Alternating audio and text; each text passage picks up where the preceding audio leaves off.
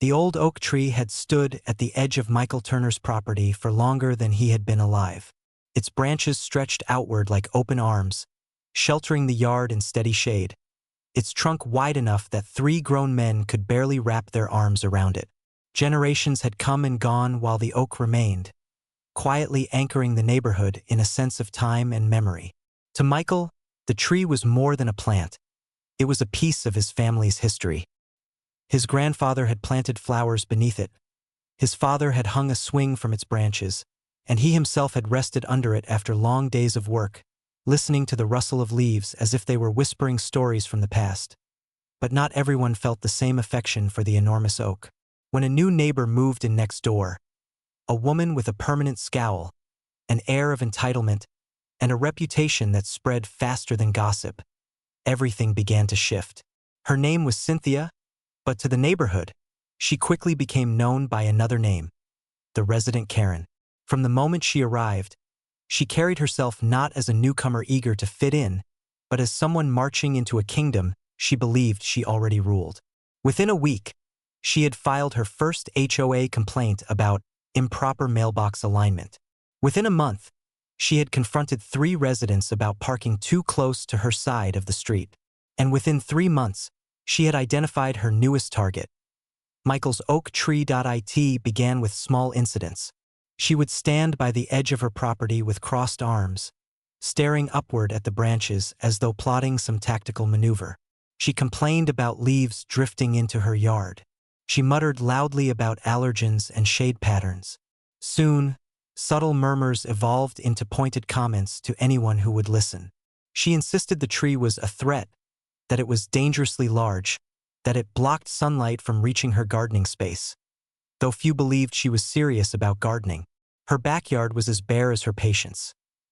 Eventually, she escalated her concerns to the HOA, filing formal complaints that described the tree as a hazard, eyesore, obstruction, and even a biological nuisance. The HOA, already fatigued by her steady stream of complaints, hesitated to take her concerns seriously. One board member visited Michael's property and inspected the oak himself. He found it healthy, stable, and far from any risk of collapse. Still, Cynthia was persistent and relentless. She cornered board members during evening walks, sent long emails with exaggerated descriptions, and even attached pictures with red circles drawn around fallen leaves, as if they proved something catastrophic. The HOA ultimately sided with Michael, declaring the tree fully compliant with community regulations. But the decision did not deter Cynthia. It emboldened her frustration. She shifted strategies, now confronting Michael indirectly through whispered comments to neighbors and passive-aggressive gestures, like leaving a rake leaning against his mailbox or sweeping leaves toward the property line in wide, exaggerated motions. She believed she was building a case, crafting a narrative in which she was the victim of an inconsiderate neighbor unwilling to tame an unruly tree. Yet beneath her theatrics was a deeper motivation that few understood. Cynthia was obsessed with control. The tree stood as a symbol, a towering reminder that something existed in her immediate environment that she could not take charge of, adjust, or regulate. Its branches extended over her fence, forming one of the few things she could not command or silence. And so, in her mind, the tree had become an enemy. One afternoon, after a particularly windy night, she marched across the property line with her phone in hand, snapping photos of scattered leaves as though they were evidence of wrongdoing. She paced back and forth, shaking her head dramatically every few seconds. Her performance drew the curiosity of a couple walking their dog, and Cynthia seized the moment to launch into another tirade. She described the tree as a ticking time bomb, insisting that a branch could fall at any moment and crush her patio furniture. She explained that her yard received almost no sunlight due to the tree's overwhelmed canopy. Most people nodded politely until they could excuse themselves. But things escalated further when she learned about the municipal department responsible for tree management. Convinced she finally had leverage that the HOA lacked, she lodged an official complaint with the city, claiming that the tree posed a danger to public safety. The report reached the municipal arborist, who scheduled an inspection, though he did so cautiously. Heritage trees, especially ones as old as Michael's, fell under specific regulations that protected them from unnecessary removal or trimming. Still, due process required a professional evaluation. The morning of the inspection, Cynthia watched from her driveway with anticipation, standing with her arms folded and chin lifted high. She believed that victory was finally within reach. She expected the arborist to glance once at the tree, confirm her claims, and issue a mandate requiring immediate removal. Meanwhile, Michael stood quietly near his porch, watching the scene unfold. He knew the tree was healthy, cared for, and well within legal guidelines. Still, the scrutiny made him uneasy, not because the tree was at risk, but because Cynthia's relentless antagonism was beginning to feel personal. The arborist completed a thorough inspection, walking around the trunk, examining the base, testing the soil, and checking the branches with trained eyes. He noted the tree's age, strength, and impressive health. When he finished, his expression showed none of the concern that Cynthia hoped to see. Instead, he explained the significance of heritage trees, emphasizing their ecological importance and legal protections. Though he remained professional, it was clear that he saw no evidence of danger. While Cynthia tried to argue, insisting she felt unsafe and that the tree was unnaturally large, the arborist calmly reiterated the facts. He noted that the oak was not only stable but also classified as protected due to its age and species. Any action taken against it, whether cutting, excessive trimming, or intentional damage, would result in heavy penalties under city ordinance. This information did not merely frustrate Cynthia, it enraged her. She felt blindsided, humiliated, and dismissed by an authority she had expected to support her frustrations. As the arborist drove away, she stood frozen, gripping her phone tightly, her face stiff with disbelief. The moment marked a turning point. Cynthia no longer saw the tree as simply a nuisance. She saw it as a symbol of defeat, a stubborn reminder that she could not always bend the world to her will. What she chose to do next would spark a chain of events that neither she nor the neighborhood could have anticipated. And as the sun set behind the oak that evening, casting long shadows across the yard, the tension between neighbors quietly deepened, preparing the stage for the conflict yet to come. The arborist's visit should have ended the dispute, but instead it ignited something far more volatile inside Cynthia.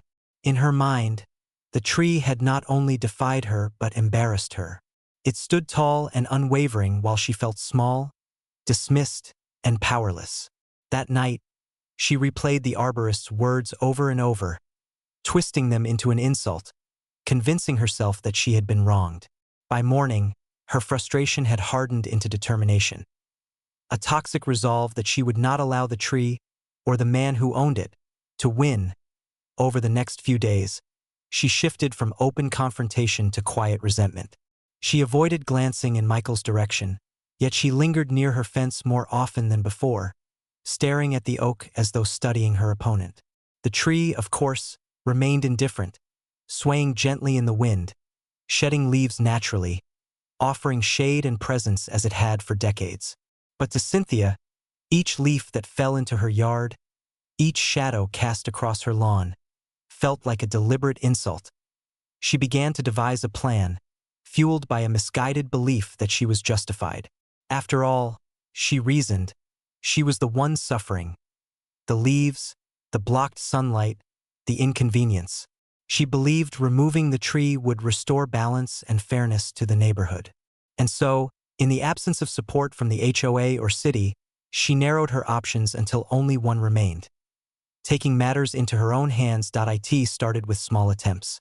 Late at night, when most of the neighborhood's lights had faded out and only crickets provided background noise, she crept toward the tree with a shovel, a bucket of salt, and a misguided sense of stealth. She intended to sabotage it slowly, secretly, so that its decline would appear natural. She had heard that salt could weaken roots, that tampering with soil composition could stress a tree over time. But she underestimated the size and resilience of a 70-year-old oak, and her efforts accomplished nothing more than creating a patch of unhealthy grass near the trunk. Her next attempt was bolder. One early morning before sunrise, she approached the tree with a small hand saw, hoping to cut into the roots exposed at the surface. But the wood was dense and unyielding, far beyond what her tools and patience could manage. She abandoned the effort before dawn, frustrated by the lack of progress, her hands trembling with equal parts effort and fear. But these small failures did not deter her. Instead, they fueled a growing desperation. She felt trapped in a battle of her own making, a conflict she refused to lose. And so she resolved to escalate further, planning something more drastic.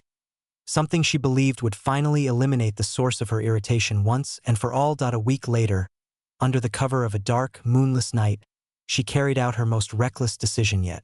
She waited until the neighborhood felt completely still. She dressed in dark clothes, pulled a hood over her hair, and slipped into her backyard, moving with exaggerated caution. In her hands she carried a large handsaw, far more capable than the small tools she had used before. Her heart pounded as she approached the tree, stepping over the fence line onto Michael's property without hesitation. The air felt heavy, as if even nature sensed the disturbance about to unfold.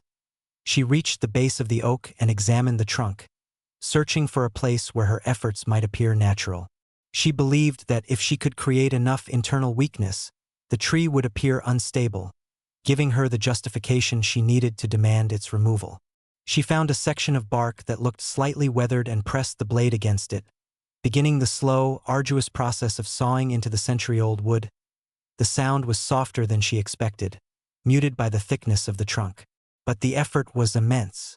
Each stroke felt heavier than the last, and the progress was painfully slow.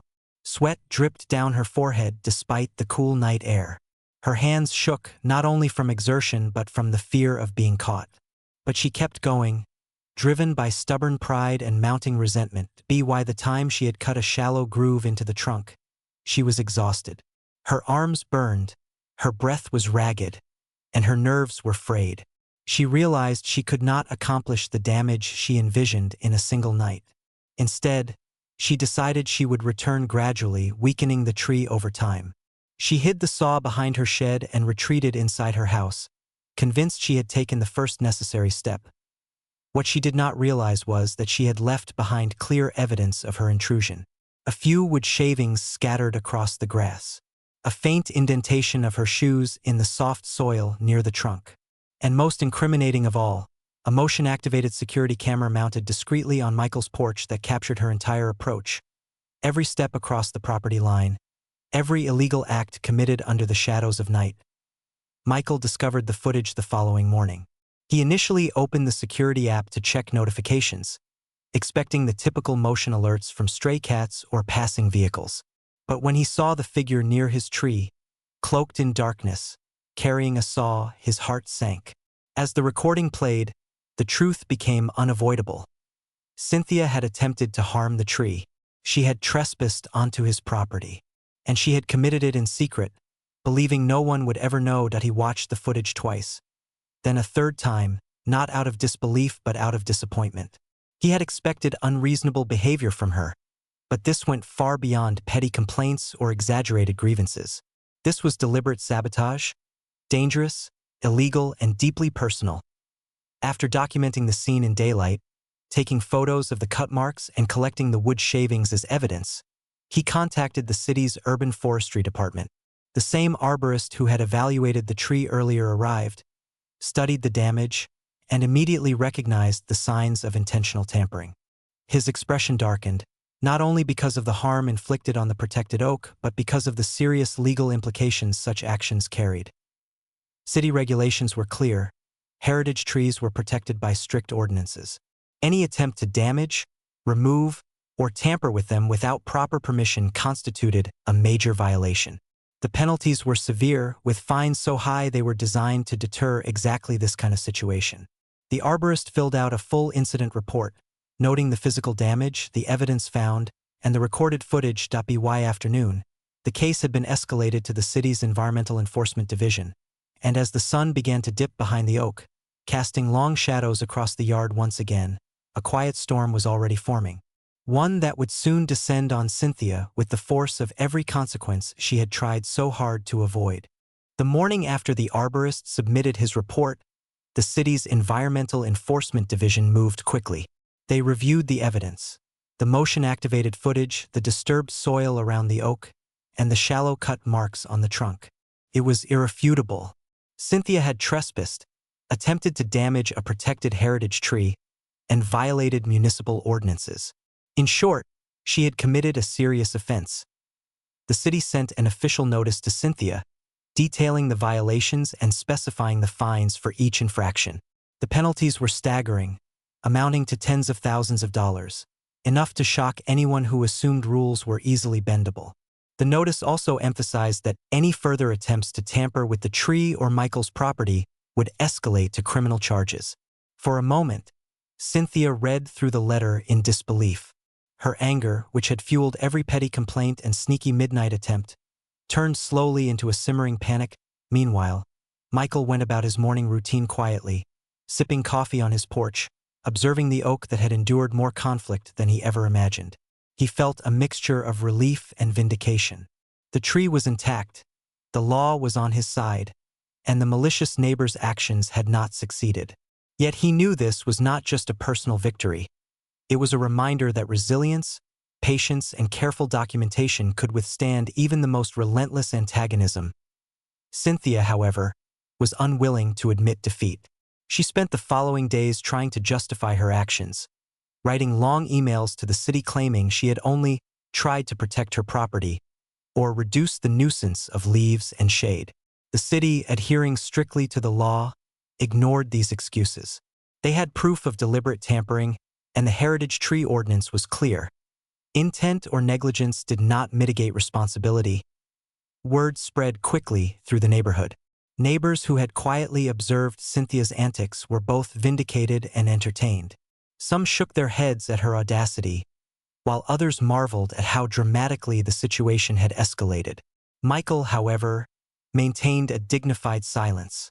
He did not gloat, though he allowed the story to be told in measured, factual terms when asked.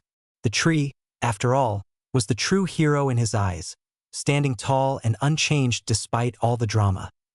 The city's enforcement office took the opportunity to educate the neighborhood about heritage trees and proper conduct. Notices were sent to residents reminding them of ordinances protecting old-growth trees, the penalties for violating such laws, and the importance of documenting any disputes before taking matters into their own hands. The message was clear. The law favored reason, evidence, and care over impulsive actions. Cynthia, however, was already notorious locally for ignoring such advice. This time, the consequences were unavoidable. The fine itself became a spectacle. The city demanded immediate payment for both the attempted damage and trespassing. Cynthia's frantic calls to Michael and the HOA were rebuffed politely but firmly. Her reputation, which she had cultivated as someone who always got her way, took a significant hit. It was no longer enough to complain.